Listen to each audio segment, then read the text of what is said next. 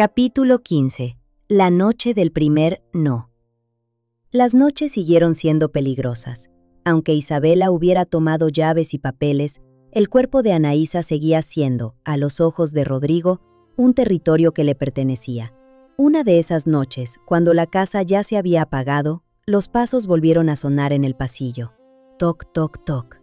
3 golpes discretos en la puerta del cuarto de la colcha azul. Anaísa se incorporó en la cama, el corazón acelerado. No había logrado dormir profundamente en días. Sabía que ese momento llegaría.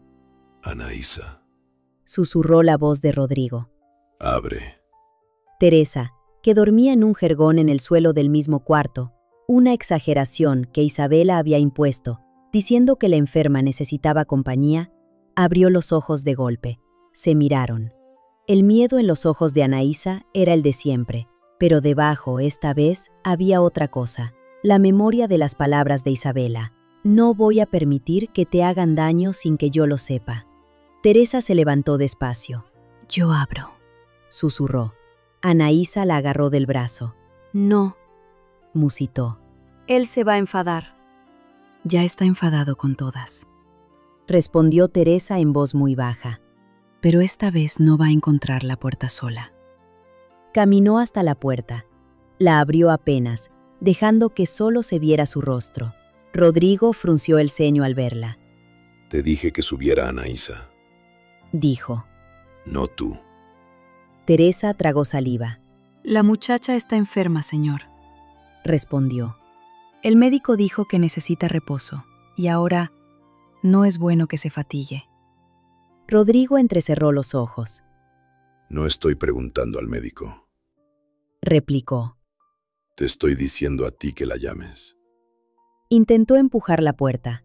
Teresa, sin pensarlo, sostuvo el pestillo desde dentro. No habría podido detenerlo si él hubiera empujado con fuerza. Pero esa resistencia mínima, ese gesto, fue como una bofetada. El niño, Dijo Teresa casi sin voz. si se pierde, la señora lo va a saber. Rodrigo se detuvo. La sombra de su figura llenaba el pasillo. ¿Me estás amenazando? Preguntó en un hilo frío. Teresa sintió que las piernas le flaqueaban. No, señor. Mintió. Solo repito lo que escuché. La señora dijo que cualquier cosa que le pase a esa criatura, va a saber quién la causó. El silencio que siguió fue sofocante. En la cama, Anaísa sentía que cada latido del corazón del pequeño, si es que podía oírse, dependía de las palabras que se decían al otro lado de la puerta. Rodrigo respiró hondo. Hazte a un lado. Ordenó. Voy a verla. No voy a matarla. Solo quiero hablar. La mano de Teresa seguía en el pestillo. Su mente iba más rápido que el miedo. Si entra, no solo va a hablar, pensó. Y luego dirá que fue un accidente, que solo vino a ver cómo estaba. Recordó algo que Isabela le había dicho esa misma mañana. Si alguna vez sientes que no puedes, di no en voz alta. No es una palabra mágica, pero al menos te oirás a ti misma. Teresa respiró, y por primera vez en muchos años dijo, No. solo eso. Rodrigo se quedó quieto, ¿Qué dijiste? susurró. No, señor. Repitió Teresa, con la voz temblorosa pero clara. Esta puerta no se abre esta noche. Al decirlo, sintió algo extraño. No era valor. El valor es una cosa limpia, heroica. Lo que sintió fue miedo sólido, densificado, convertido en obstáculo. Al otro lado, Rodrigo ejerció su paciencia como si fuera un músculo que se estira demasiado. Te estás ganando un castigo. Dijo. A ti y a ella. Tal vez. Contestó Teresa. Pero si mañana me castiga y la señora pregunta por qué, yo voy a tener que decir la verdad. Rodrigo apretó los dientes. La palabra verdad le molestó más que el no, porque sabía que Isabela, con sus llaves y sus papeles, estaba esperando cualquier hilo que pudiese tirar para desenredar sus secretos. Permaneció unos segundos más en el pasillo, midiendo fuerzas con una puerta sostenida por los brazos delgados de una criada. Al final, dio un paso atrás. Esto no queda así. Dijo en voz baja. Se alejó. Los pasos se fueron distanciando, apagándose. Teresa soltó el pestillo. Sintió que todo su cuerpo temblaba. Se apoyó en la puerta, jadeando. Anaísa, desde la cama, tenía las manos apretadas contra la boca. No puedo creer, susurró. Lo detuviste. Teresa se giró. No sé por cuánto, Admitió. pero hoy no pasó.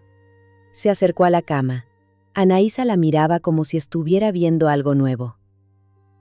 Has dicho no, Dijo. y no te ha matado. En su voz había asombro genuino. Teresa sonrió, cansada. Todavía. Murmuró. Pero si mañana me pega con la señora mirando. Se dejó caer en el jergón. En la oscuridad, las dos respiraron en silencio, escuchando los sonidos lejanos de la casa. El mundo no había cambiado. La esclavitud seguía ahí. El amo seguía dueño de casi todo. Pero en esa puerta, durante unos segundos, había habido un límite. Y el no de una mujer pobre, sin papeles, había sido más fuerte que la costumbre. Capítulo 16. 3 voces, una misma pregunta. Al día siguiente, la casa amaneció tensa. Rodrigo salió más temprano de lo habitual, sin besar la mano de Isabela, ni hacer ningún comentario sobre las llaves, la cena o la noche. El silencio de un hombre así no era un alivio, era un aviso. Isabela lo vio subirse al carruaje desde la ventana del despacho. No era divina, pero podía imaginar que detrás de ese gesto rígido había un cálculo nuevo, un plan distinto. Se está replegando para golpear por otro lado, pensó. Bajó al cuarto de la colcha azul. Teresa estaba allí, ayudando a Anaísa a peinarse. La esclava, sentada, tenía el pelo suelto sobre los hombros y los ojos rodeados de ojeras, pero había en ella una serenidad diferente. ¿Cómo pasaron la noche? Preguntó Isabela. Teresa y Anaísa intercambiaron una mirada. El señor vino. Dijo Teresa sin adornos. Quería entrar. Le dije que no. Isabela la miró fijamente. ¿Te tocó? No, señora. Negó Teresa. Me amenazó. Pero se fue. Isabela sintió una oleada de orgullo inesperado por aquella mujer que hasta hacía poco solo veía como la criada eficaz. Bien. Dijo.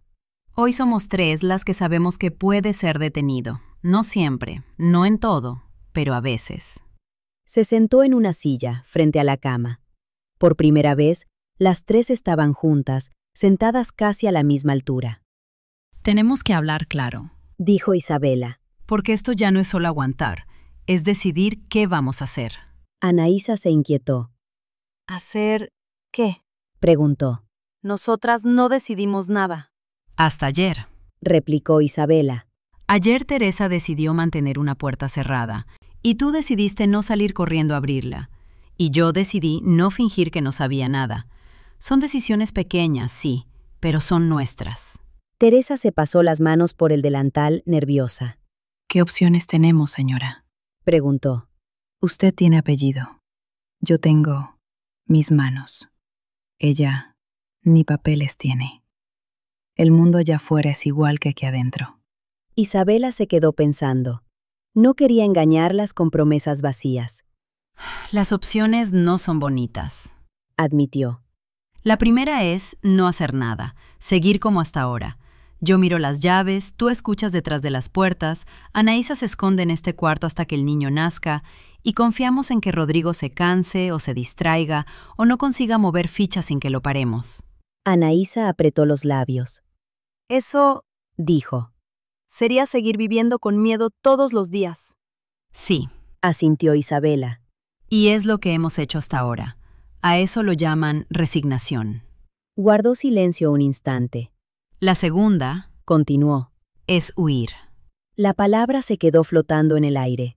Teresa se sobresaltó. ¿Huir? Repitió. ¿A dónde? No lo sé aún. admitió Isabela. Pero hay mujeres que lo han hecho, que se han ido a la ciudad alta, que han buscado casa de parientes, conventos, incluso otras tierras. Hay hombres que han huido al monte, a los palenques. Las historias son pocas, pero existen. Anaísa se llevó una mano al pecho. Yo no sé vivir en otro sitio.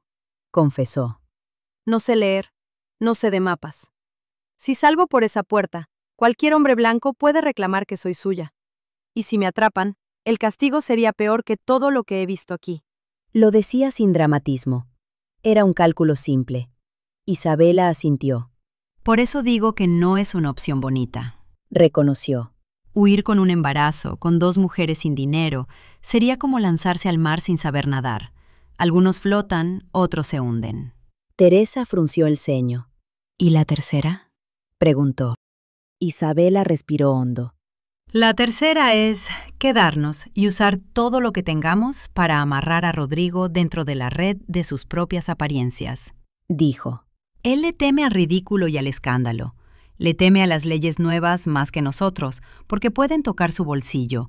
Le teme a que el nombre de su casa se manche en boca de los que considera iguales. Se inclinó hacia adelante. Si logramos que entienda que cualquier paso brusco que dé contra nosotras, vender, desaparecer, castigar demasiado, puede convertirse en algo que se sepa, va a pensarlo 2 veces. Teresa la escuchaba con atención. ¿Quiere usar el chisme como arma? Preguntó con cierta fascinación. Isabela sonrió levemente. No solo el chisme. Respondió. También los papeles, las cuentas, los nombres, las visitas que reciba, los rumores sobre la abolición. Todo. Miró a Anaísa. Tú, Dijo. lo único que debes hacer es proteger a ese niño, comer cuando se pueda, descansar cuando se pueda, y decirnos si algo cambia en tu cuerpo. Tú eres el centro de esta tormenta, pero también nuestra razón. Anaísa la miró con los ojos llenos de lágrimas. Yo no sé si voy a ser buena madre. Susurró. Ni siquiera sé si voy a vivir para ver a este niño caminar. Isabela sintió un pinchazo en el pecho. Recordó los 2 meses escasos de su hijo.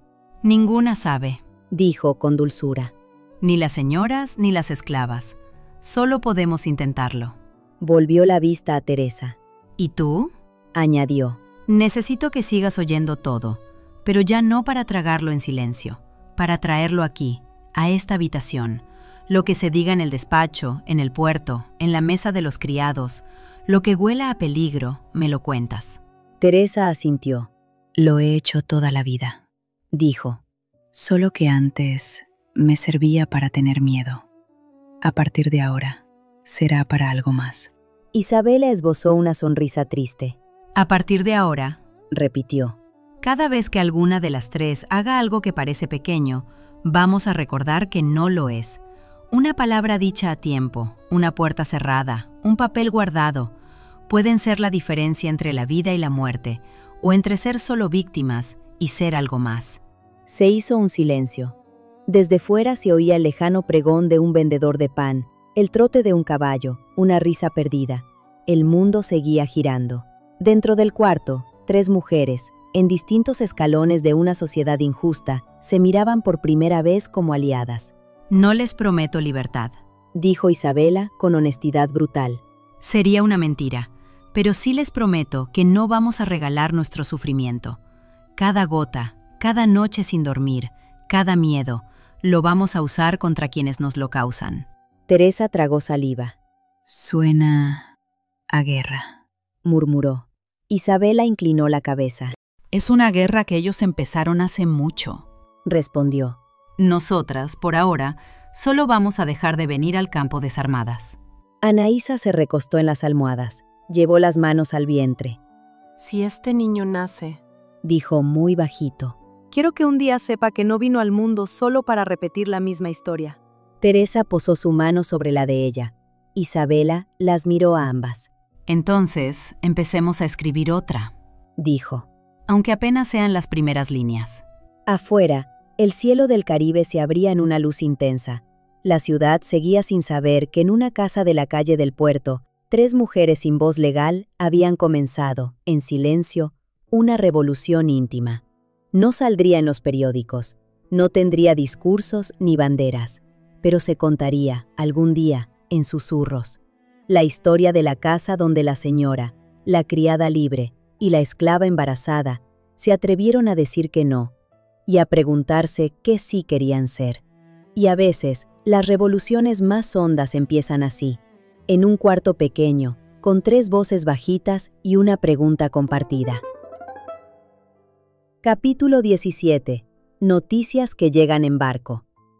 Las noticias no llegaban en telegrama ni en periódicos frescos.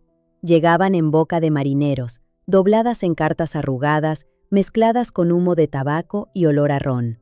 Aquella tarde el puerto estaba más ruidoso de lo normal.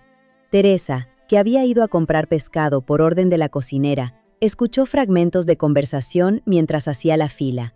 Que en la metrópoli ya están hablando de abolir del todo. Dicen que en otras islas ya no se puede vender gente como antes. Los ingleses andan con barcos patrullando, parando navíos, revisando. ¿Tú te imaginas? Ella afiló el oído. Se acercó un poco más, fingiendo mirar unas sardinas. Eso son cosas de allá. Decía un hombre con sombrero de paja. Aquí las plantaciones se caen si sueltan a los negros. ¿Quién va a cortar la caña? Puede ser. Respondió otro. Pero cuando las leyes cambian allá, tarde o temprano nos salpican acá. Teresa se llevó la mano al pecho. No era una noticia clara, no era un decreto leído en voz alta, pero era algo. Se estaba hablando de abolición, de leyes nuevas, de barcos ingleses que inspeccionaban cargamentos. Volvió a la casa con el pescado, y con esas palabras clavadas en la cabeza. Subió directa al despacho pequeño. Isabela estaba revisando una lista de compras de la hacienda. Levantó la vista al verla entrar tan agitada. ¿Pasó algo? En el puerto. Dijo Teresa dejando la cesta. Hablan de abolición. No aquí, todavía, pero en otras islas, en la metrópoli, y de barcos ingleses parando navíos. Parece que el mundo se está moviendo. Isabela sintió un estremecimiento. No era ingenua. Sabía que las leyes tardaban años en cambiar la realidad, pero también sabía que los hombres como Rodrigo odiaban una cosa por encima de todo: la incertidumbre. Si Rodrigo huele peligro para sus negocios, murmuró, va a intentar salvar lo que pueda. Y cuando los hombres como él intentan salvar, siempre sacrifican a otros primero. Teresa asintió. Quizás acelere ventas, dijo, o esconda papeles, o mueva esclavos entre haciendas para que no parezca que tiene tantos. Isabela miró las cuentas, vio números que se movían como soldados en un mapa. Entonces tenemos que adelantarnos, dijo, antes de que convierta la palabra abolición en excusa para deshacerse de las personas que no le sirven. Sus ojos se posaron en una hoja donde días antes había detectado la venta oculta de Jacinta. Hoy por Jacinta, mañana por Anaísa, pasado por cualquiera, murmuró. No esta vez. Capítulo 18. El trato que se teje en la sombra. Esa noche, Isabela no esperó a Rodrigo en el comedor. Fue ella quien pidió verlo en el despacho grande, el suyo, el que olía a papel caro y madera encerada. Cuando entró, él estaba sentado junto al escritorio, revisando documentos con expresión tensa. Había un leve cansancio nuevo en sus ojos grises, el de quien presiente una tormenta y no sabe aún por dónde le va a caer. ¿Qué quieres, Isabela? Preguntó sin rodeos. Ella cerró la puerta sin pedir permiso. Vengo a hablar de negocios, dijo. Él soltó una risa breve. Los negocios son cosa mía. Este no, respondió ella. Este también es mío, porque se hace con cuerpos que viven bajo mi techo. Se acercó al escritorio.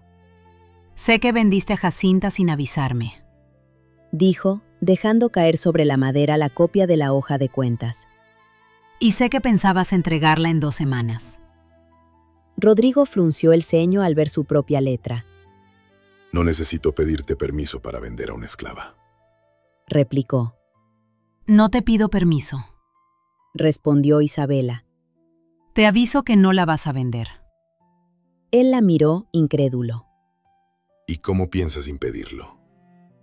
Isabela lo miró a los ojos, sin parpadear.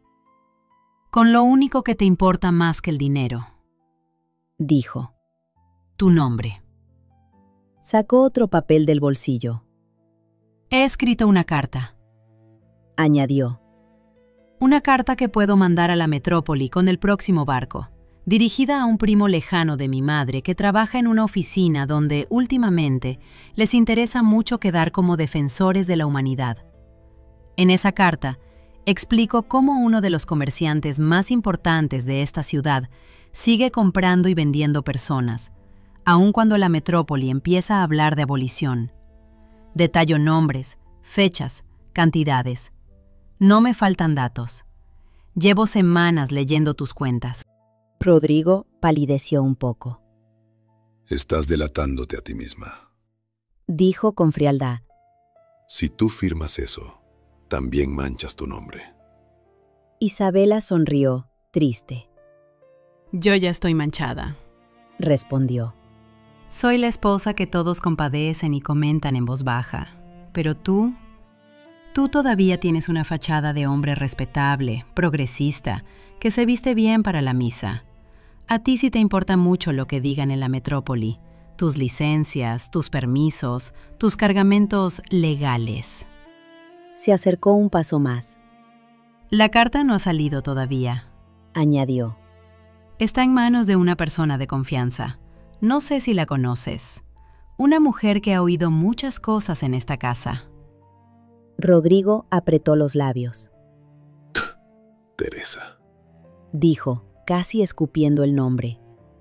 Si a mí me pasa algo, continuó Isabela.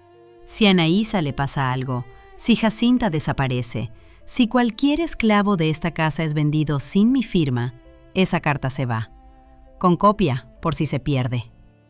Hubo un silencio largo. Rodrigo apoyó las manos en la mesa, como si necesitara sostenerse. ¿Desde cuándo planeas esto? Preguntó. Desde que entendí que solo tenía dos opciones: seguir siendo tu cómplice silenciosa o convertir tu miedo en mi herramienta. Respondió ella. Él la miró con una mezcla rara de rabia y admiración indeseada. ¿Qué quieres? Preguntó, al fin. Isabela no se anduvo con rodeos. 3 cosas, dijo. Primero, Jacinta se queda. Segundo, Anaísa y su hijo serán libres de cuerpo y de comercio, como mínimo. No podrán ser vendidos, ni separados, ni mandados a otra hacienda. Firmarás 2 papeles de manumisión cuando el niño nazca. Rodrigo abrió la boca para protestar. Ella alzó una mano. Tercero, en esta casa no se levantará la mano sobre Teresa ni sobre ninguna mujer que viva bajo este techo por la culpa de lo que yo te estoy diciendo ahora. Si alguien tiene que pagar tu rabia, seré yo. Y te advierto que soy rencorosa. Rodrigo se dejó caer en la silla. Se quedó callado un buen rato. La idea de liberar a una esclava le resultaba casi absurda, no por el acto en sí, sino por lo que significaba. Un gesto de concesión que todos podrían interpretar como debilidad. Si libero a esa mujer y a su hijo, dijo. ¿Qué me garantiza que no hablarás igual? Isabela lo miró fijamente. Nada, respondió. No hay garantías en este mundo, pero te recuerdo algo. Yo no quiero destruirte por deporte. Si hubiera querido, ya habría sacado la carta sin avisarte. Lo que quiero es que entiendas que hay un límite y que, por primera vez, ese límite no lo pones tú. Rodrigo tamborileó con los dedos sobre la mesa. Pensó en los barcos ingleses, en los rumores de abolición, en el primo de Isabela en la metrópoli, en la red de señoras que hablaban en los salones, en la tía Mercedes. Pensó en cómo se vería su nombre en un papel oficial, atado a palabras como tráfico, abuso, exceso. Al final, suspiró. Eres más peligrosa de lo que pensé, dijo. Y tú más predecible de lo que creí, respondió ella. Él la miró cansado. Está bien, dijo al fin. Haré los papeles, pero a mi tiempo y a mi modo. Isabela negó con la cabeza. No, dijo. A partir de ahora, al nuestro. Capítulo 19. El niño que nace en medio de dos mundos. El día que el niño nació, el cielo estaba cubierto. No llovía, pero las nubes bajas apretaban el aire, como si el cielo también contuviera la respiración. El parto fue largo. En el cuarto de la colcha azul, transformado ahora en sala de alumbramiento, el calor era casi insoportable. Doña Rufina daba órdenes cortas, secas, que mezclaban experiencia con rezos murmurados. Empuja, niña, eso es. Respira. Otra vez. Anaísa apretaba la sábana con los dientes. El sudor le corría por la frente, la espalda. Cada contracción era una ola que amenazaba con partirla en dos. Teresa le sostenía la mano. Isabela, que nunca había visto un parto desde tan cerca, sentía ganas de llorar y de desmayarse a la vez, pero se mantuvo firme. Era casi un acto de penitencia, presenciar el nacimiento de un hijo de Rodrigo en el cuerpo de otra mujer, y aún así, decidir protegerlo. Mírame, le dijo Anaísa en un momento en que ella parecía perderse en el dolor. No estás sola, ni tú ni él. Anaísa la miró con los ojos llenos de lágrimas. Si me muero, susurró entre jadeos. Cuide de él. No te vas a morir. Intervino Teresa con una seguridad fingida. No después de todo lo que has pasado. Las horas se hicieron largas. Afuera, la casa estaba en una extraña calma. Algunos sabían lo que estaba ocurriendo. Otros fingían que no se enteraban, moviéndose en silencio por los pasillos. Rodrigo no estaba. Había elegido salir al puerto temprano, como si vigilar sus barcos pudiera apartarlo de la realidad de ese cuarto. Pero la realidad no espera a nadie. Con un último grito, que fue más un rugido que un lamento, Anaísa empujó. El llanto del niño rompió el aire pesado como un trueno. Aquí está, dijo doña Rufina con una sonrisa cansada. Fuerte, con ganas de hacerse oír. Lo levantó apenas, envuelto en un trapo. Era pequeño, rojo, con las manos apretadas en puños diminutos. Su llanto llenó el cuarto, rebotando en las paredes, mezclándose con las respiraciones agitadas de las mujeres. Anaísa lloró, no de dolor, de algo más grande, más antiguo, una mezcla de alivio, miedo, amor instintivo. ¿Está bien? Jadeó. Está vivo y berrinchudo, respondió Rufina. Lo demás ya se verá. Isabela dio un paso adelante, pidió sostenerlo un momento. Lo tomó con una reverencia que no había tenido ni siquiera el día de su boda. El niño se calmó un poco, como si sintiera el cambio de brazos. Isabela lo miró fijamente. No vio bastardo, no vio problema, vio un ser nuevo, una vida que no había pedido ni el cuerpo en que crecía ni el padre que tenía. Bienvenido a este mundo injusto, susurró. Haremos lo que podamos para que no te robe todo. Se lo entregó a Anaísa. Ella lo recibió como quien recibe un pedazo arrancado de sí misma, vuelto a colocar por fuera. Con mi niño, murmuró. Mi niño. Teresa lloraba en silencio, secándose las lágrimas con el dorso de la mano. ¿Tiene nombre? Preguntó Isabela de pronto. Anaísa la miró sorprendida. No lo sé, balbuceó. Nunca pensé que llegaría hasta aquí. No lo he escogido. Isabela sonrió leve. Entonces pongamos uno que no esté marcado por él, dijo. Ningún Rodrigo, ningún Joaquín, nada de eso. Pensó un momento. ¿Qué te parece Mateo? Propuso. Regalo de Dios, dicen. Anaísa acarició la frente del niño. El pequeño, cansado de llorar, parecía aferrarse al sonido de las voces. Mateo, repitió. Sí, Mateo. El nombre quedó flotando en el aire. En algún lugar del puerto, Rodrigo negociaba sacos de azúcar sin saber que ese mismo instante, un niño con su sangre y otro apellido simbólico respiraba por primera vez. Capítulo 20. Papeles mojados de tinta. Rodrigo se enteró del nacimiento al caer la tarde. Entró en la casa con el gesto de quien ha pasado el día esquivando problemas ajenos, y se encontró con un silencio denso, distinto. Teresa lo abordó en el zaguán. El niño nació, señor. Dijo sin rodeos. Él se detuvo. ¿Está vivo? Sí, señor. Mateo. Frenó al escuchar el nombre. ¿Quién? Lo eligió la señora. Respondió Teresa. Rodrigo apretó la mandíbula. ¿Y la madre? Viva también, contestó. Cansada, pero viva. Subió las escaleras sin pedir más detalles. No fue al cuarto de la colcha azul. Fue al despacho pequeño, donde sabía que encontraría a Isabela.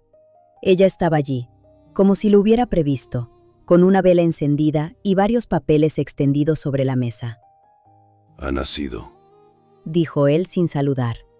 Sí, Respondió ella. y ya tiene nombre. Y va a tener algo más. Le señaló un documento. Rodrigo se acercó. Leyó las primeras líneas. Era una carta dirigida a un notario de confianza de la ciudad, donde se hablaba de la manumisión de Anaísa y del niño llamado Mateo, en reconocimiento de servicios prestados y por voluntad libre del dueño. No he firmado esto. Dijo él. Todavía, Respondió Isabela.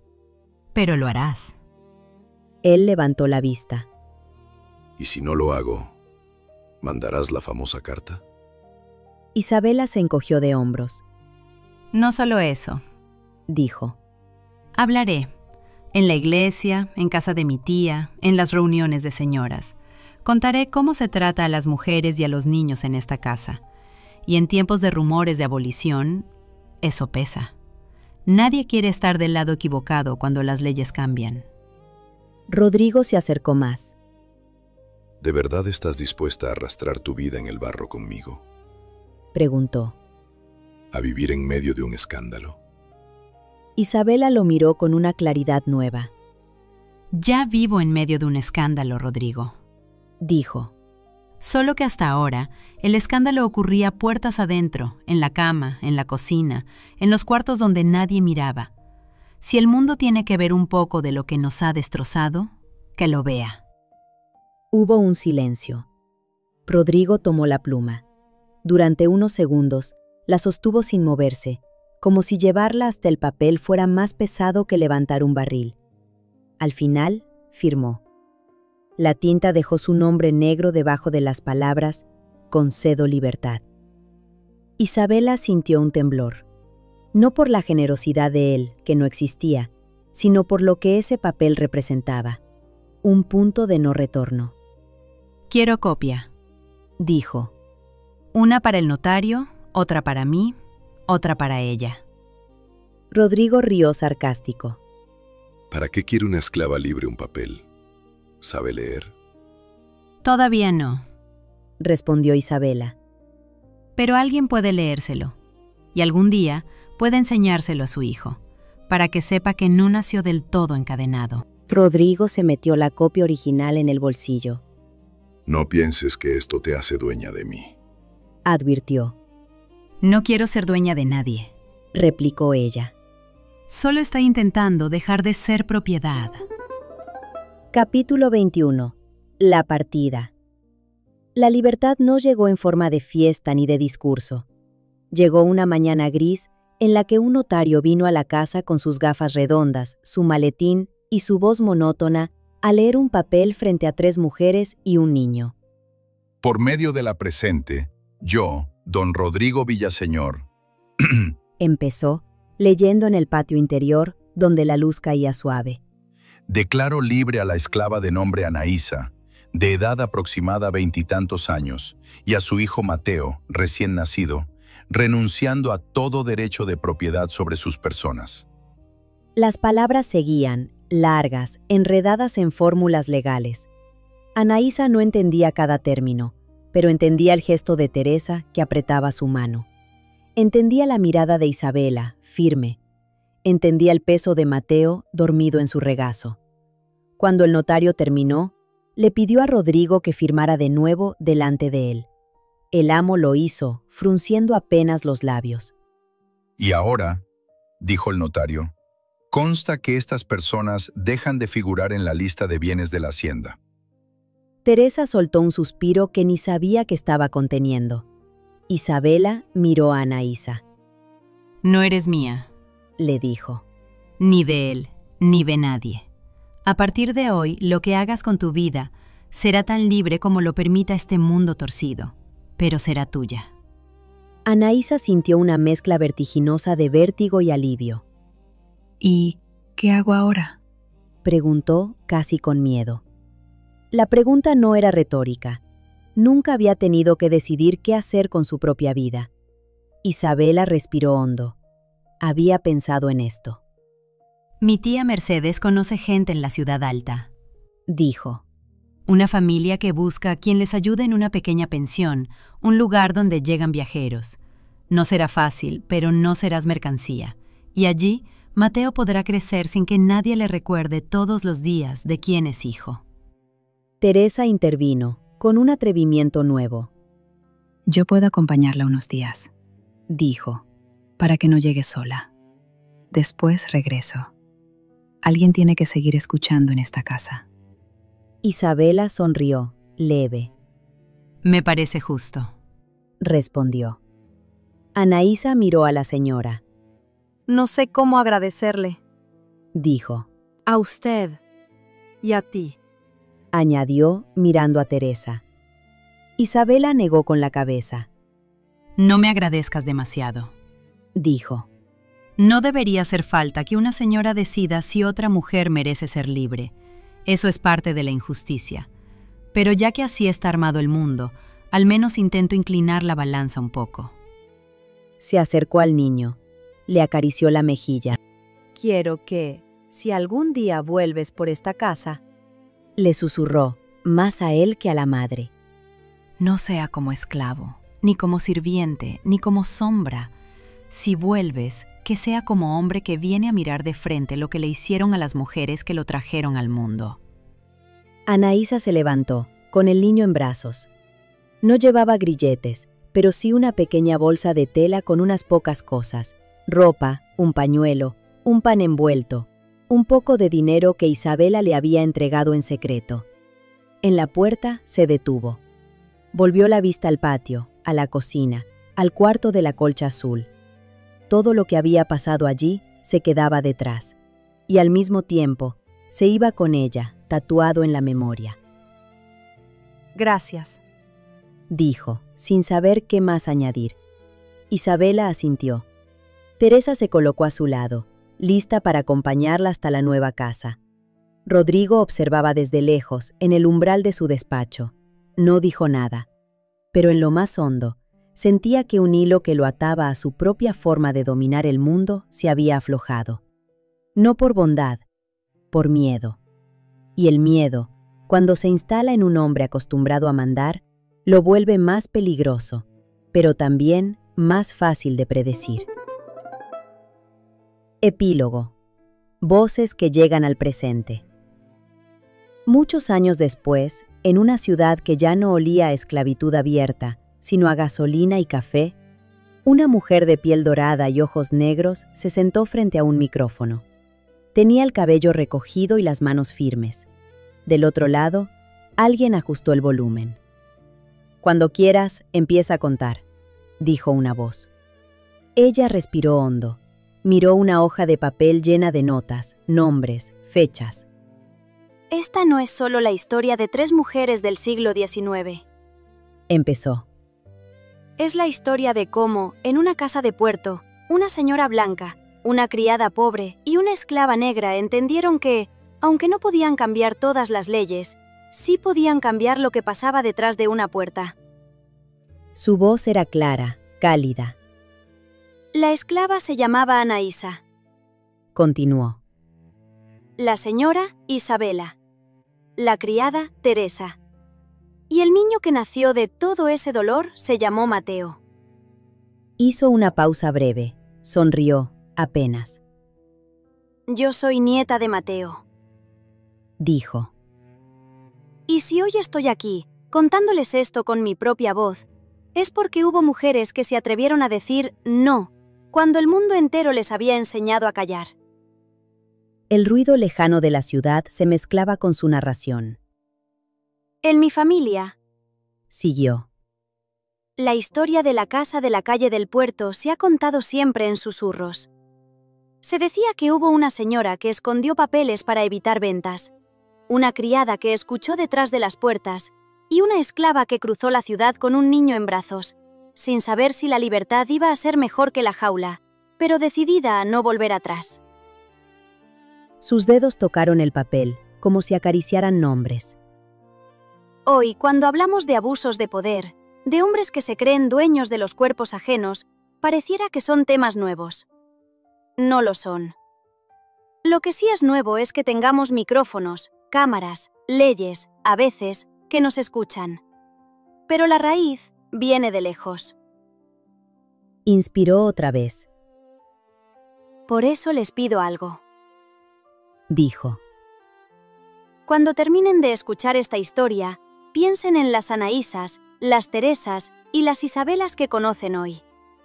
En los lugares donde el «así siempre ha sido» sigue siendo excusa para que unos manden y otras obedezcan sin poder decir nada. Y pregúntense, ¿quién está escuchando detrás de las puertas? ¿Quién guarda las copias de los papeles? ¿Quién se atreve a cerrar una puerta y decir no? La luz roja del estudio indicaba que seguían grabando. Porque al final, Concluyó. la casa de las mujeres rotas no es solo un lugar del pasado. Es cualquier sitio donde el dolor de las mujeres se da por sentado, hasta que una de ellas decide que su sufrimiento no va a ser gratis. Calló. El técnico levantó el pulgar. Quedó perfecto, dijo. Va a llegarle a mucha gente. Ella sonrió, con algo de timidez y algo de orgullo heredado. Al salir a la calle, el ruido de los autos y las voces la envolvió. En una esquina, una mujer regañaba a un hombre que la había empujado. Más allá, dos jóvenes discutían sobre derechos, marchas, cambios. En la pantalla de un teléfono, alguien hablaba de abusos sistémicos. El mundo no era justo, pero tampoco era el mismo. En algún lugar, en una casa vieja cerca del puerto, los muros que habían visto llorar a Isabela, Anaísa y Teresa seguían en pie, convertidos tal vez en almacén, en tienda, en ruina. Si se acercara el oído a esas paredes, tal vez aún se escucharía, muy bajito, el eco de una palabra que un día lo cambió todo. No. Y el latido de un niño que, al nacer en medio de tanta injusticia, se convirtió, sin saberlo, en la prueba de que, incluso en las casas más rotas, siempre puede abrirse una rendija por donde entre un poco de dignidad.